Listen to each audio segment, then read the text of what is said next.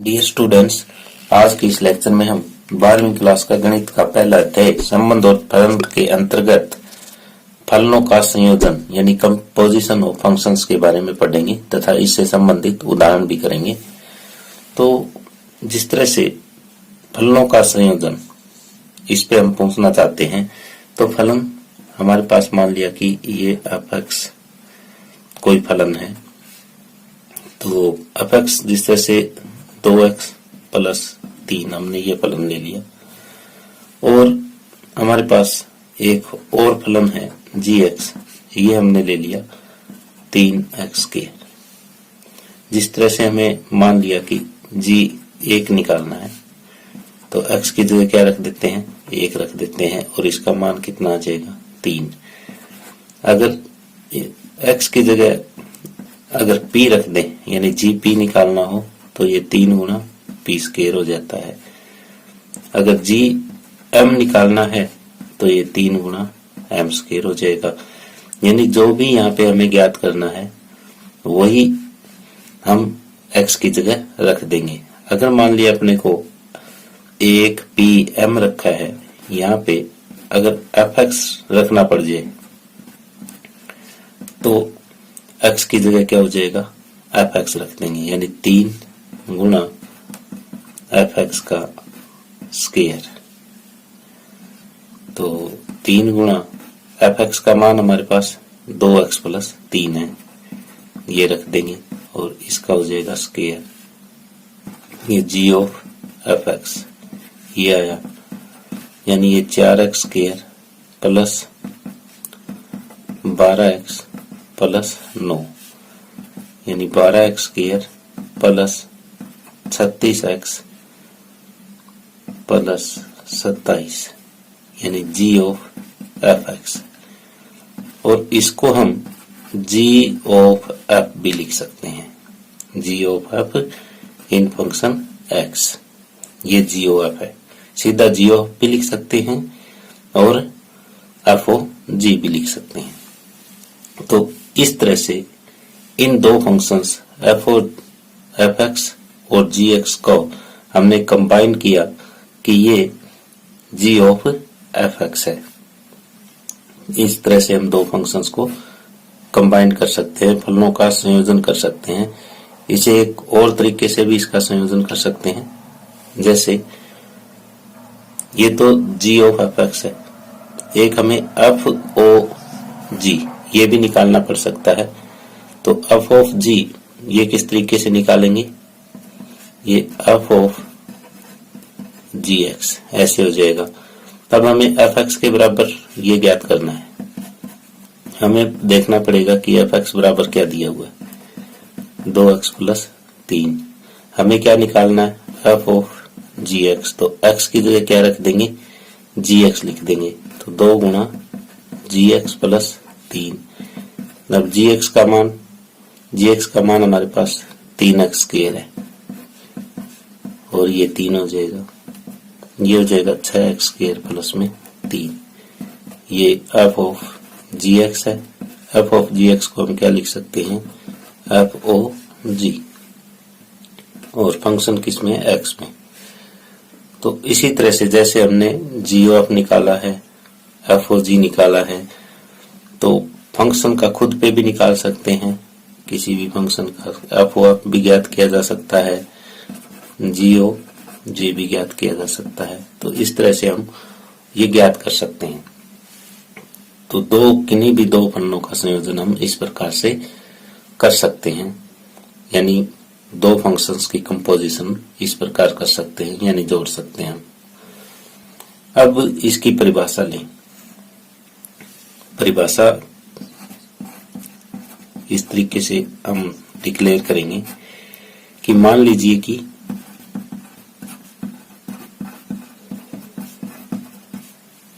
कोई function f a से b में है तथा कोई दूसरा फंक्शन g b से c में है। ये क्या है, दो फलन है। तब f और g का संयोजन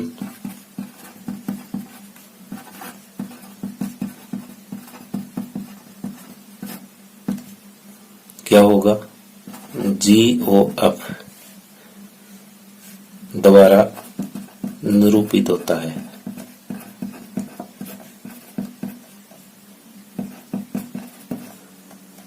तथा फलन जो GOF है वो किस टाइप का होगा, वो A से C में होगा। और GOF और ये x को हम इस तरीके से दिखाएंगे कि GOF है किसके लिए, सभी x के लिए जो A से संबंध रखते हैं, द्वारा परिभाषित होता है। ये देखो, एक फंक्शन, ये सेट A है, ये सेट B है, ये सेट C है। A से B में हमारा फंक्शन f है और B से C में हमारा फंक्शन g है। तो देखो, मान लीजिए कि f A से B में, ये वाला फंक्शन f A से B में है, तथा g B से C में, g B से C में दो फलन है, एक फलन ये हुआ, एक फलन ये हुआ। तब f और g का संयोजन जो है वो GOF द्वारा निरूपित किया जाता है। और ये कहां से कहां तक होगा, ये फलन A से C में होगा। GOF जो है वो A से C में होगा। और G of f(x) को क्या लिखेंगे, G of f(x) और किन के लिए, जो x यहाँ पे होंगे उन सभी के लिए, A के सभी अवयवों के लिए ये परिभाषित होता है। GOF जो है वो A से C में होगा। इस तरह से इसकी ये परिभाषा है। जैसे हमारे पास ये GOF आया, इसका हमें प्रांत देखना है और सह प्रांत देखना है। प्रांत कौन सा होगा इसका और सह प्रांत कौन सा होगा G of f(x) का। तो प्रांत जो है वो A समुच्चय होगा,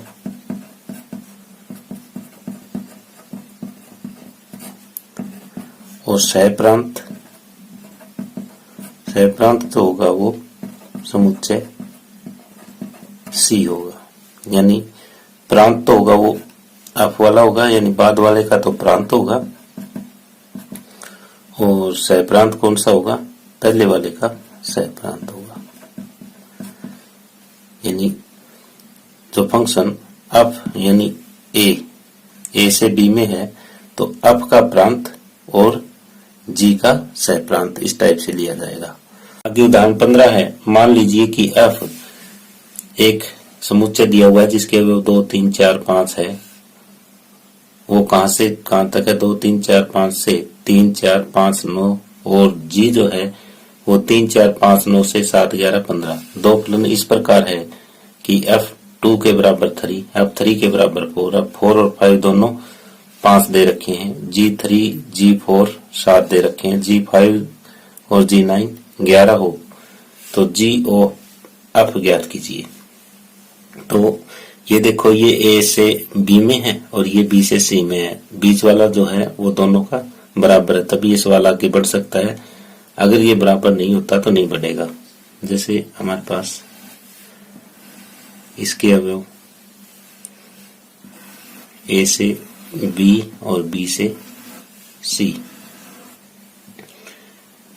इसको हम सेट A मान लेते हैं, इसको B मान लेते हैं, इसको C मान लेते हैं। A के अवयव 2, 3, 4 और 5 है, इसके 3, 4, 5 और 9 है, इसके अवयव 7, 11 और 15 है। ये फलन f और ये फलन g हमें निकालना है। GOF निकालने के लिए GOF 2 ज्ञात करना पड़ेगा, GOF 3 ज्ञात करना पड़ेगा, GOF 4 ज्ञात करना पड़ेगा, GOF 5 ज्ञात करना पड़ेगा। अब पहले हमें दिया हुआ क्या है, f2 के बराबर 3, f2 के बराबर 3 दिया हुआ है, 3 के बराबर 4 दिया हुआ है, 4 के बराबर 5 दिया हुआ है, और अब 5 के बराबर भी 5 दिया हुआ है, ये दिया हुआ है। और दूसरा फंक्शन जी 3 के बराबर 7 है, जी 3 के बराबर 7, जी 4 के बराबर भी 7, जी 5 के बराबर 9 और जी 5 और जी 9 के बराबर 11, जी 5 के बराबर 11 और जी 9 के बराबर भी 11 ये दे रखे। तो हमें जी ऑफ एफ ज्ञात करना है।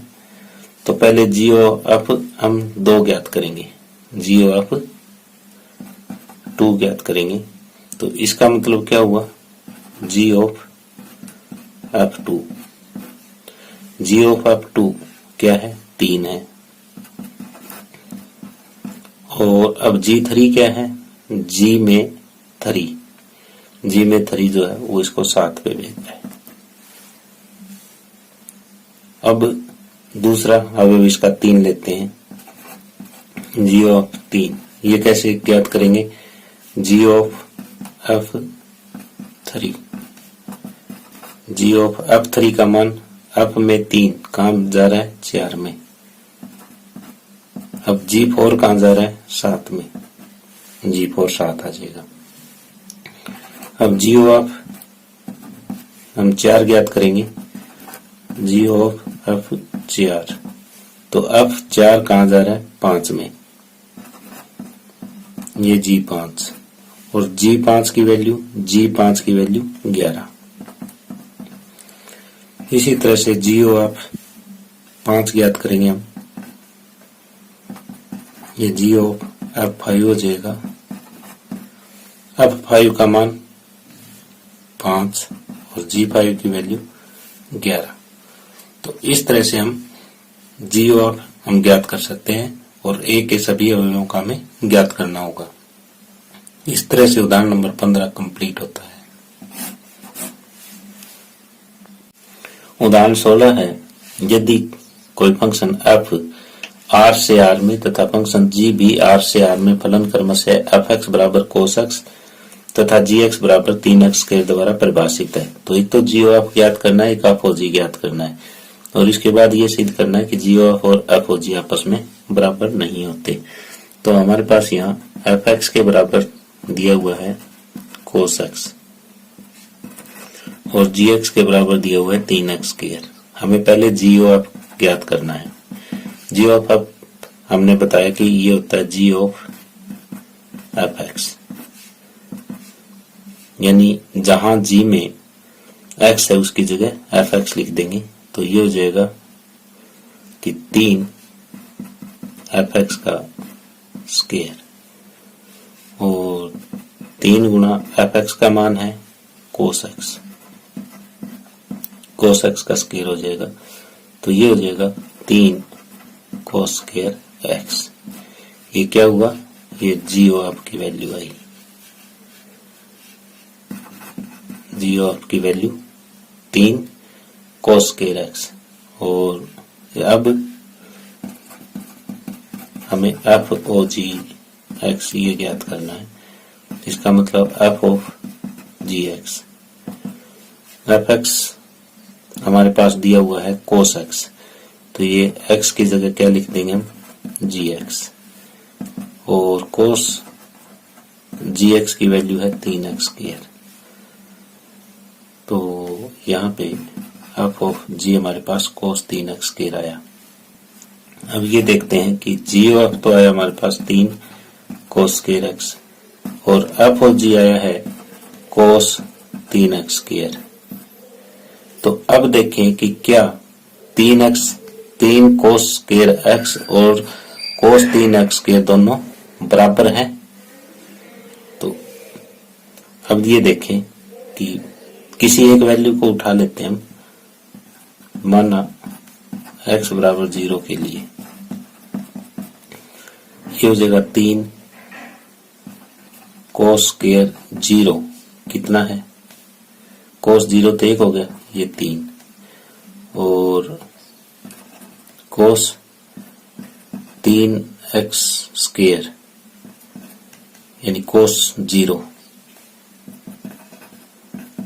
तो ये हो जाएगा 1। तो 3 और 1 आपस में बराबर नहीं है, 3 और 1 आपस में बराबर नहीं है, अतः GOF को FOG के बराबर हम नहीं कह सकते। तो अतः GOF और FOG आपस में बराबर नहीं होंगे। तो हमने पहले क्या किया, पहले हमने GOF ज्ञात कर लिया, फिर FOG ज्ञात कर लिया, फिर हमने ये दिखाया है कि ये आपस में बराबर नहीं है। हमने एक स्पेशल वैल्यू ली और उस पे दिखा दिया कि ये इस वैल्यू के लिए बराबर नहीं है। तो इस तरह से उदाहरण नंबर 16 कंप्लीट होता है।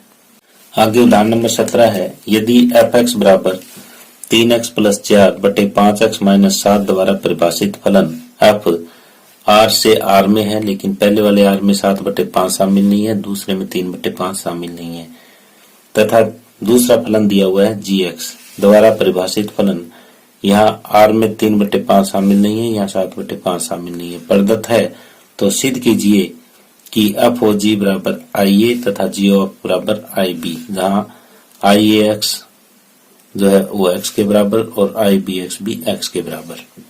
तो इसका मतलब ये है कि हमें एक फंक्शन fx दिया हुआ है, एक फंक्शन gx दिया हुआ है, हमें एक तो FOG ज्ञात करना है, एक GOF ज्ञात करना है, और दोनों की वैल्यू क्या आनी चाहिए, x आनी चाहिए।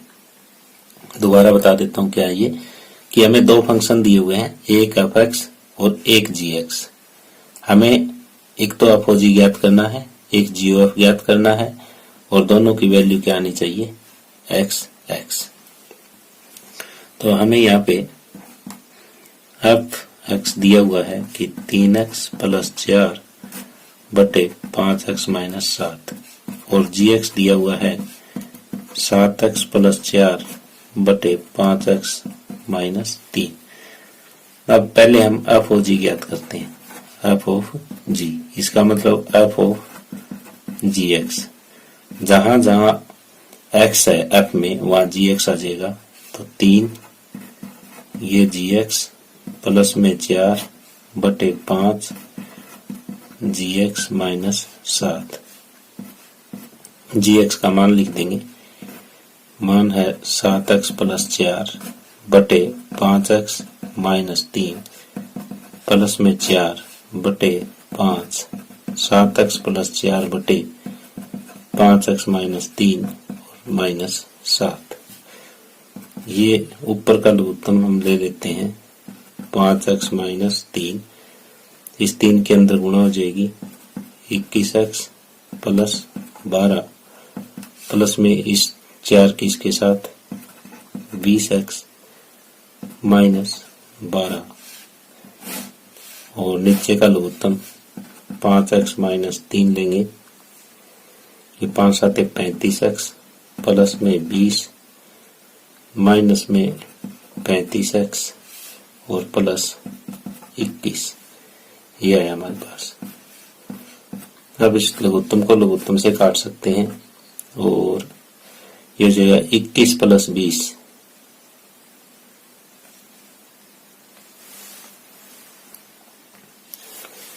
41x, और ये 12 में से 12 गई 0 प्लस 0, नीचे 35 में से 35x जाएंगे 0 और प्लस में 41, यानी 41x बटे 41, 41 से 41 कट गया x, यानी FOG का मान हमने x ज्ञात कर दिया, और यही हमें ज्ञात करना था। अब दूसरा GOF ज्ञात करते हैं, पहले FOG ज्ञात किया था, अब GOF ज्ञात करते हैं। GOF के लिए इसको हम लिख सकते हैं G ऑफ fx, G का मान जहां पे भी x है उसमें fx रख देंगे, ये हो जाएगा 7 गुणा fx प्लस में 4 5 गुणा fx माइनस 3। fx का मान रखेंगे 3x प्लस 4 और 5x माइनस 7 प्लस 4, इसी तरीके से नीचे रख देंगे 5 fx का मान 3x प्लस 4 और 5x माइनस 7 माइनस 3।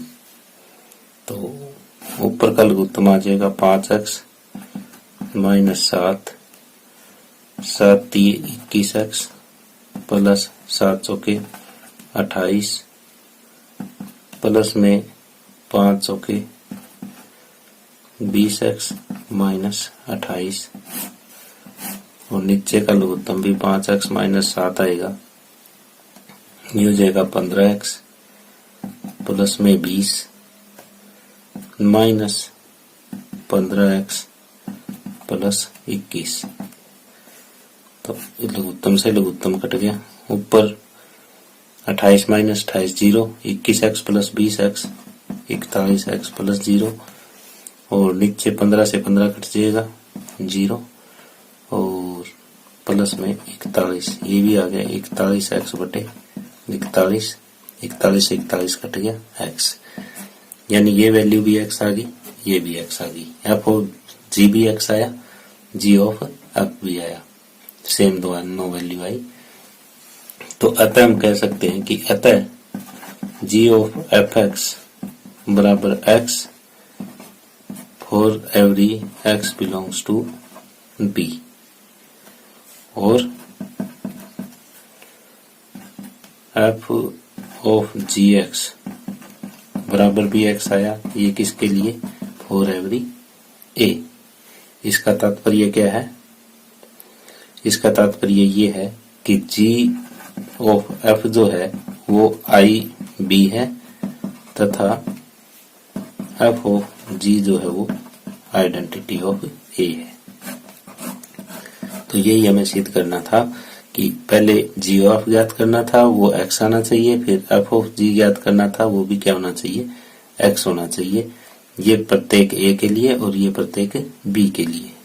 तो इस तरह से हमारा उदाहरण नंबर 17 कंप्लीट होता है। उदाहरण नंबर 18 है, सिद्ध कीजिए यदि f a से b तथा g b से c दो फलन है और एक इक्की है, तो सिद्ध कीजिए कि g ऑफ a से c में भी एक इक्की होगा। यानी f एक इक्की है, इसका मतलब यदि x1 और x2 दो अवयव हैं a के, तो f x1 बराबर f x2 है, तब क्या होगा, तो x1 बराबर x2 होता है, तब ये एक इक्की माना जाता है। अगर gx1 बराबर gx2 है तो ये एक इक्की कब माना जाता है, जब x1 बराबर x2 हो। तो अब g ऑफ को हमें एक इक्की दिखाना है, ये चीज हमें दोनों दे रखी है, तो हम ये लेके चलते हैं कि g ऑफ x1 बराबर g ऑफ x2 किसी x1 x2 के लिए ये दो चीज बराबर है और हमें ये सिद्ध करना है कि x1 और x2 दोनों बराबर हैं, तब ये एक इक्की हो जाएंगे। तो g ऑफ f1 का मतलब g ऑफ f x1 बराबर g ऑफ f x2, ये हो जाएगा। अब हमें दे रखा है कि अब यदि f x1 बराबर f x2 है तो ये x1 बराबर x2 हो जाएगा। तो यहाँ पे दूसरी एक कंडीशन और भी दे रखी है कि gx1 बराबर gx2 है तो भी x1 बराबर x2 हो जाएगा। तो यहाँ पे ये वाली कंडीशन लगेगी कि gx1 की जगह fx1 है, gx2 यानी x2 की जगह fx2 है, ये दोनों बराबर है तो x1 बराबर x2 हो जाता है। तो x1 की जगह यहाँ पे fx1 है और x2 की जगह fx2 है, ये हो जाएगा। ये क्यों हो जाएगा, क्योंकि g जो है वो एक इक्की हमें दिया है, g एक इक्की दिया हुआ है कि gx1 बराबर gx2 है, तो हम लिख सकते हैं कि x1 बराबर x2। तो x1 के बराबर यह fx1 है और fx2 के बराबर x2 है। अब fx1 बराबर fx2, fx1 बराबर fx2 है तो x1 बराबर x2 होगा। ये भी हमें दिया हुआ है कि x1 बराबर x2, क्योंकि f जो है वो एक की है। तो हम ये लेके चले थे कि g ऑफ f x1 बराबर g ऑफ x2, हमने सीधे ये कर दिया कि x1 बराबर x2 है। तो इसका मतलब ये हुआ कि अतः g ऑफ f भी एक की है। एक बार दोबारा बताते हैं, हमें f एक की दिया हुआ है, g भी एक की दिया हुआ है। हमें सीधे ये करना है कि g ऑफ भी एक की है। तो किसी भी x1 x2 जो a से बिलोंग करता है उसके लिए fx1 और fx2 यदि बराबर हो तो x1 बराबर x2 होगा, और gx1 बराबर gx2 है तो x1 बराबर x2 होगा, एक अक्की की ये परिभाषा के अनुसार। अब हमें g ऑफ f को एक अक्की दिखाना है, तो ये दो हमने g ऑफ f x1 और g ऑफ f x2 दोनों बराबर दिए। अब g ऑफ fx लिखा जा सकता है, इसको g ऑफ f x2 लिखा जा सकता है। अब g जो है वो एक अक्की है, इसलिए जो अंदर वाले अवयव हैं वो बराबर हो जाएंगे। फिर f एक अक्की है तो इसके अंदर वाले अवयव बराबर हो जाएंगे। हम ये लेके चले थे कि g ऑफ f x1 बराबर g ऑफ f x2, सीधे ये कर दिया कि x1 बराबर x2 है। तो एक अक्की की परिभाषा के अनुसार क्या हो जाएगा, g ऑफ f भी एक अक्की है। अब आगे उदाहरण नंबर 19 है। सिद्ध कीजिए कि यदि f a से b में तथा g b से c में आच्छादक है। पहले वाला क्या था, एक अक्की था, अब ये आच्छादक है तो g ऑफ भी a से c में आच्छादक होगा। ये हमें सिद्ध करना है। तो आच्छादक की हमें परिभाषा पता होनी चाहिए पहले, कि ये हमें a से b में f आच्छादक दे रखा है, ये फलन f दे रखा है, और ये g आच्छादक दे रखा है। ये फलन g आच्छादक दिया हुआ है b से c में। अब अगर g आच्छादक है हमारे पास, तो यहाँ इसका कोई एलिमेंट हम z मानते हैं।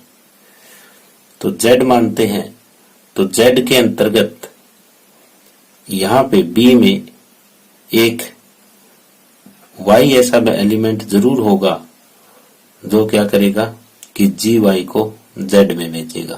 पहले ये बात लिखते हैं हम कि मान लीजिए कि z बिलोंग्स टू c कोई स्वेच्छ अवयव है।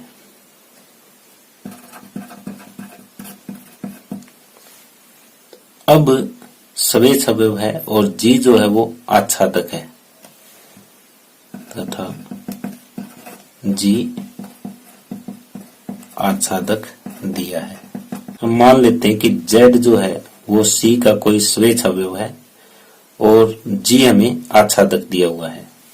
कि मान लीजिए कि z बिलोंग्स टू c कोई स्वेच्छ अवयव है तथा g आच्छादक दिया है। g आच्छादक दिया है तो अतः g के अंतर्गत, यानी g के अंतर्गत y कोई ऐसा अवयव का अस्तित्व जरूर होगा कि z के पूर्व प्रतिबिंब यानी परिमेज में, जिस तरह से y belongs to z, y belong to b का अस्तित्व होगा, जो कि इस प्रकार से होगा g ऑफ y बराबर z, क्योंकि ये g वाला है तो g ऑफ y बराबर z में भेजेगा। अब हमें f a से b में भी आच्छादक दिया हुआ है। अब f a से b में भी आच्छादक है। अब a से b में आच्छादक है, इसका मतलब इस y के अंतर्गत भी क्या होगा, एक x ऐसा जरूर होगा जो क्या करेगा कि एफ ऑफ एक्स को वाई में भेजेगा। तो इसी प्रकार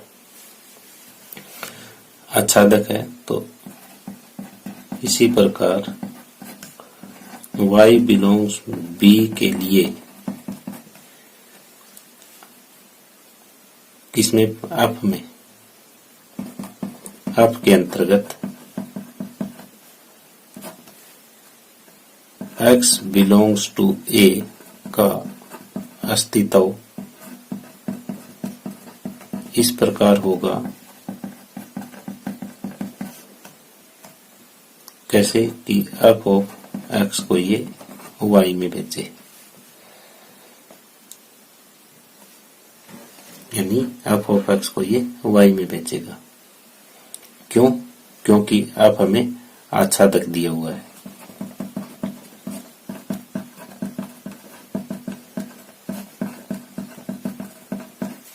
अभी तक हमने क्या किया, पहले जी के ऊपर आच्छादक की परिभाषा हमने लिखी है और फिर एफ के ऊपर आच्छादक की परिभाषा लिखी है, ये लिखा है।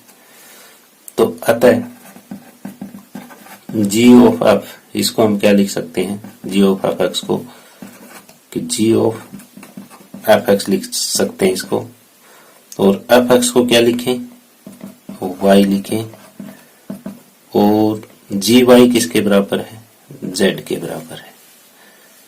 यानी हमारा अस्तित्व इस प्रकार आ गया कि जो है जी ऑफ एफ अगर एक्स रखें तो हमारा उत्तर क्या आता है, जेड आता है। तो इससे प्रमाणित होता है कि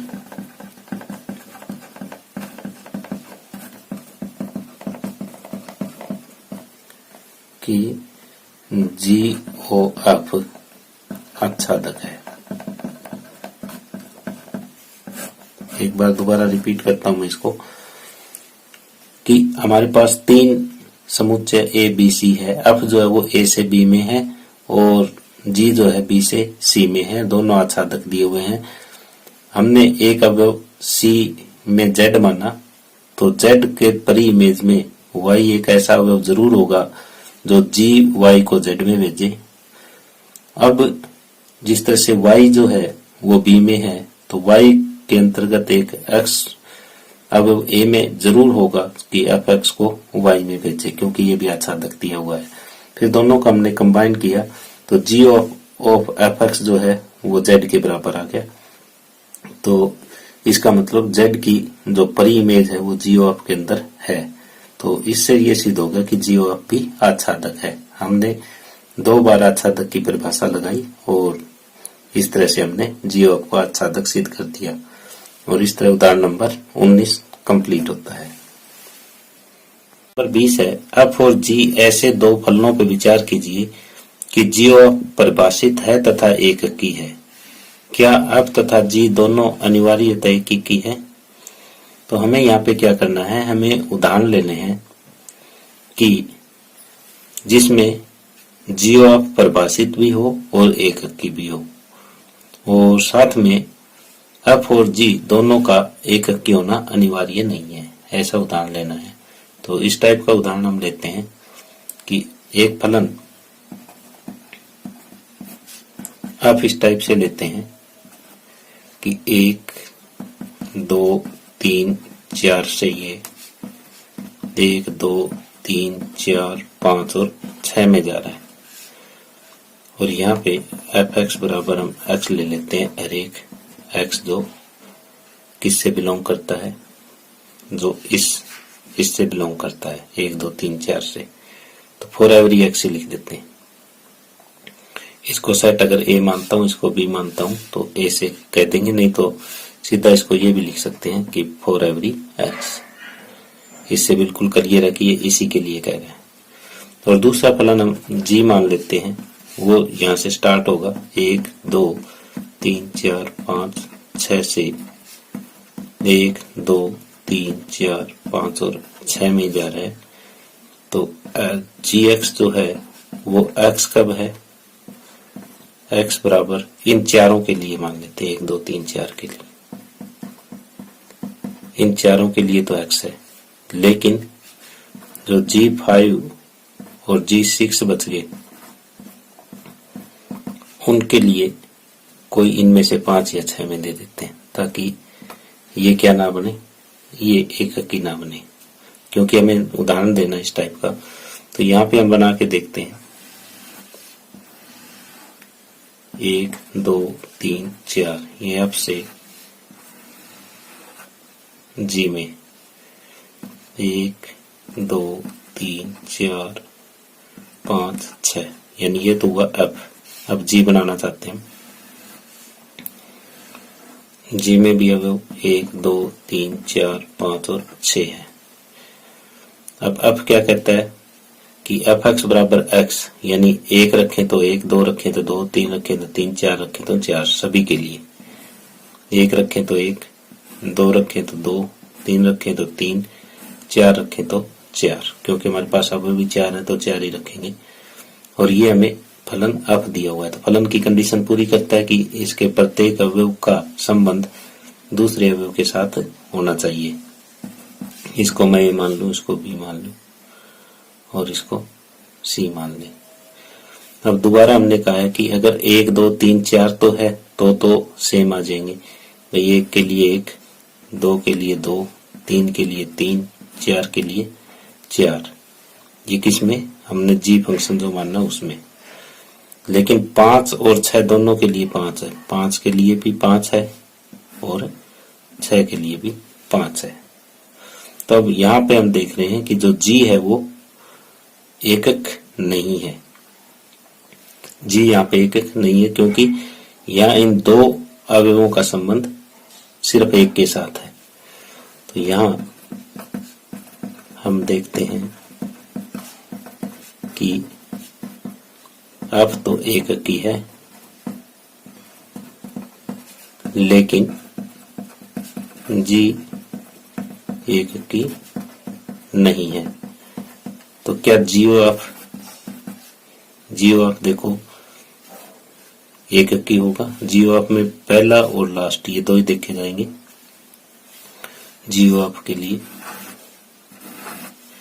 1 2 3 4, 1 2 3 4 5 6, 1 का संबंध 1 के साथ, 2 का संबंध 2 के साथ, 3 का 3 के साथ और 4 का 4 के साथ। यही बना है ए और सी का संबंध आपस में।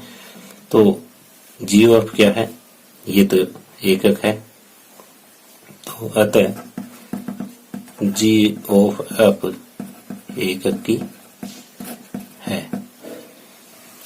तो जी ऑफ एफ एकक की होने के लिए हमने ये यहाँ पे एग्जांपल लिया है कि एफ और जी दोनों का एकक की होना कोई जरूरी नहीं है। यहाँ एफ तो एकक की है लेकिन जी एकक की नहीं है। अब आगे उदाहरण नंबर 21 है। यदि जी ऑफ आच्छादक है तो क्या एफ तथा जी दोनों अनिवार्यता आच्छादक है। तो हम यहाँ पे उदाहरण ले रहे हैं कि एक हमने फंक्शन एफ लिया 1 2 3 4 से 1 2 3 4 में, जहां एफ 1 तो 1 है, एफ 2 2 है, 3 और 4 का मान 3 है। यानी ये फंक्शन इस टाइप से है कि 1 2 3 4 से 1 2 3 4 में इस तरह से 1 के साथ तो 1 का संबंध है, 2 के साथ 2 का है और 3 के साथ 3 का है और 4 के साथ भी 3 का है। ये फंक्शन एफ है। और दूसरा एक फंक्शन जी है, यहाँ से यहाँ तक, वो भी 1 2 3 में है। इसमें 1 का संबंध 1 के साथ है, 2 का संबंध 2 के साथ है, 3 और 4 का संबंध 3 के साथ है। तो यहाँ पे हम देख रहे हैं कि एफ जो है वो आच्छादक नहीं है, क्योंकि ये 4 अवयव एक्स्ट्रा बच गया। यहाँ एफ आच्छादक नहीं है। और जी देखें तो चारों अवयव क्लियर है, इधर कोई बचा नहीं, तो जी आच्छादक है। अब जीओ एफ देखते हैं। जीओ एफ में यहां से ये वाले अवयव,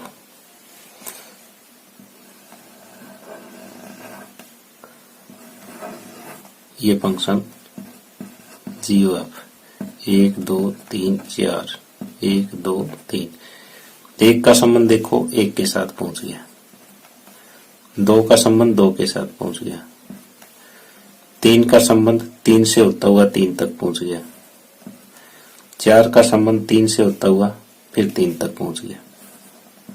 तो इधर कोई अवयव नहीं बचा, यहाँ के सारे अवयव मौजूद हैं। तो जी ऑफ परिभाषित भी है, क्योंकि जी ऑफ परिभाषित होने के लिए यहाँ सभी के अवयवों का संबंध दूसरों के साथ होना चाहिए।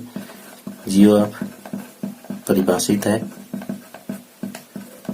तथा आच्छादक भी है, क्योंकि यहाँ कोई अवयव बचा ही नहीं है। तो अतः हम कह सकते हैं कि जी ऑफ परिभाषित भी है और आच्छादक भी है।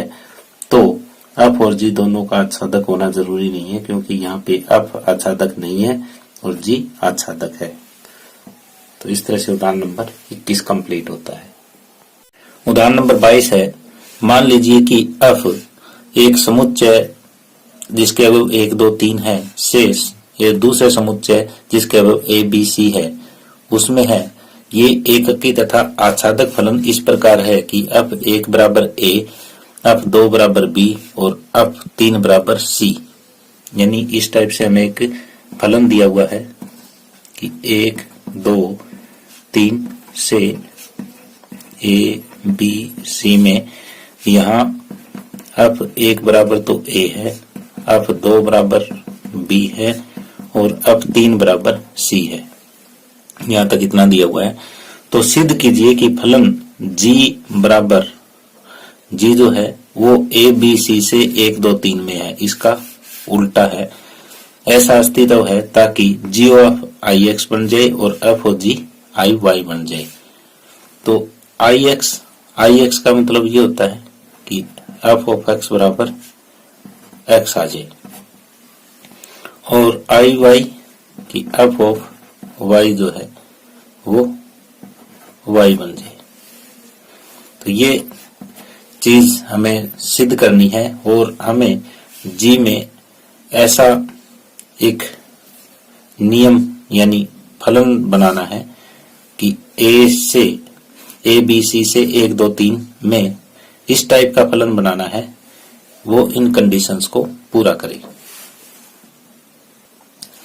अब जो फलन g दिया हुआ है हमें, g फलन ऐसे दिया हुआ है ए बी सी से 1 2 3 में, और हम इस पे विचार करते हैं कि g ऑफ ए बराबर 1, g ऑफ बी बराबर 2, g ऑफ सी बराबर 3 पर विचार करते हैं क्या इसका अस्तित्व है या नहीं है। तो यहाँ पे देखते हैं जो फलन f है वो कहां से कहां तक है। f जो फलन है वो हमारा 1 2 3 से ए बी सी में है, यानी f 1 जो है वो 1 यानी 1 का संबंध ए से, 2 का संबंध बी से, 3 का संबंध सी से है। अब हमें जो जी फलन दिया हुआ है वो इस टाइप से दिया हुआ है कि ए का संबंध 1 से है, बी का संबंध 2 से और सी का संबंध 3 से। ये चीज दी हुई है। अब जी ऑफ कैसे निकलता है, जी ऑफ ऐसे निकलता है भाई, यहाँ पे जो प्रांत होगा वो ये और सहप्रांत ये लिया जाएगा जी ऑफ में।